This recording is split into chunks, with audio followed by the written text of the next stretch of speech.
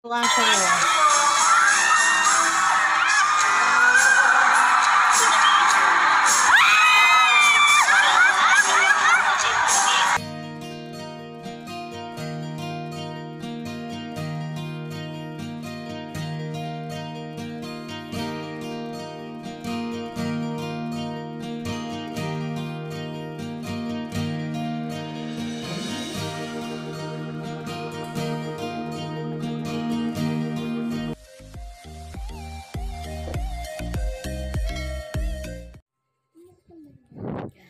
Hi guys, so ayan, ito pala yung suot ni Paulo Avellino na pinagpipistahan ng mga netizens dahil nga sa kanyang napaka-fitting na suot. Ang nakakatuwa pa doon yung suot niyang pambaba, as in napaka-funny ng reaction ng mga netizens doon, lalo na mga Kim Pao fans. Good vibes naman lahat.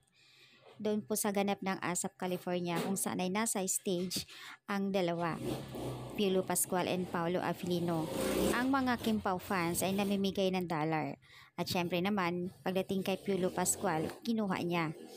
At nung time na kay Paulo, akala niya kasi later, nung makita niya dollar, kaya binalik uli sa fans. Syempre mas kailangan pa nila yon.